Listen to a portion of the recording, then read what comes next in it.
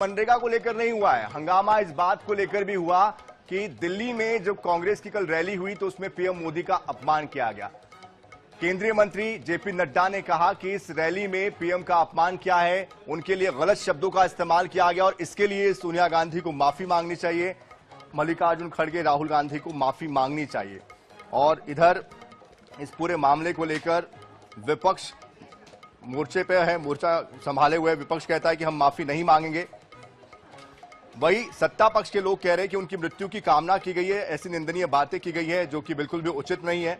इसके लिए कांग्रेस अध्यक्ष, यूपीए अध्यक्ष सोनिया गांधी को देश से माफी मांगनी चाहिए।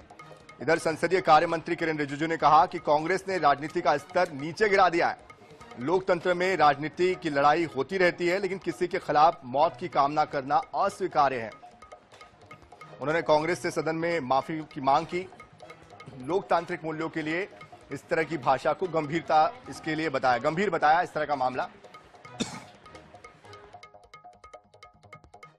एक दूसरे के दुश्मन नहीं है, हम एक दूसरे के विरोधी हैं। 2014 में बीजेपी का एक एमपी ने एक गलत शब्द प्रयोग किया था विरोधियों के ऊपर।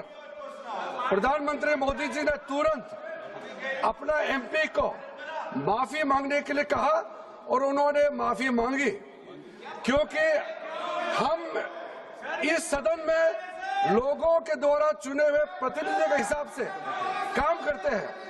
कल कांग्रेस के रैली में प्रधानमंत्री मोदी जी का कब्र खोदने के लिए बात कहा गया है। ये इस देश के लिए बहुत दुखद समय है कि कांग्रेस पार्टी ऐसा शब्दों का इस्तेमाल करते हैं।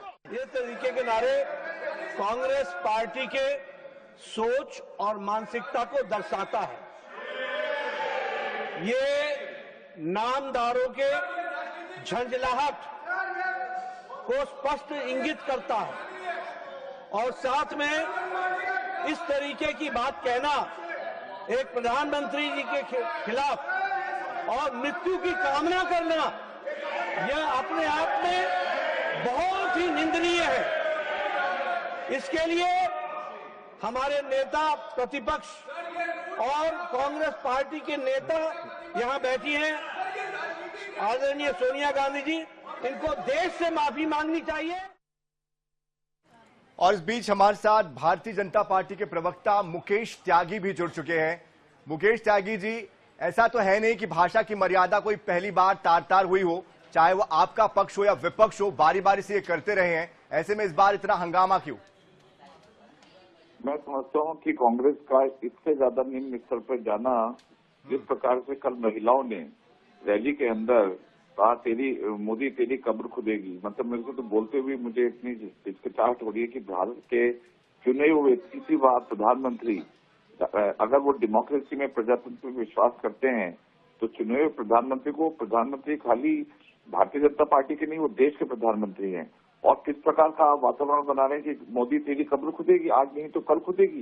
ये क्या मतलब अश्लील भाषा का प्रयोग किस निम्न स्तर पर सोनिया गांधी और राहुल गांधी, इनके बिना अपरोक्ष और परोक्ष रूप से समर्थन के बगैर इस प्रकार की हिम्मत कार्यकर्ताओं में नहीं आ सकती। लगातार गाली दे रहे हैं। चाहे आप देखिए, ये सोनिया गांधी जी ने शुरू किया 2007 में, जब उनको मौत का सौदागर बोला गया, तब से गाली गलौज का एक इन्होंने वातावरण बनाया है। नीच कहा है, बिच्छू कहा है, रावण कहा है, गली का कुत्ता कहा है, पता नहीं कितनी कितनी इन्होंने गंदी भाषा का इस्तेमाल भारत के चुने हुए प्रधानमंत्री के लिए किया। तो माफी नहीं मांगनी चाहिए उनको, सोनिया गांधी को माफी मांगनी चाहिए उनके उपस्थिति के अंदर। मल्लिकार्जुन एचएल उपाध्याय जी जुड़ चुके हैं कांग्रेस से, उनसे भी जान लेते हैं।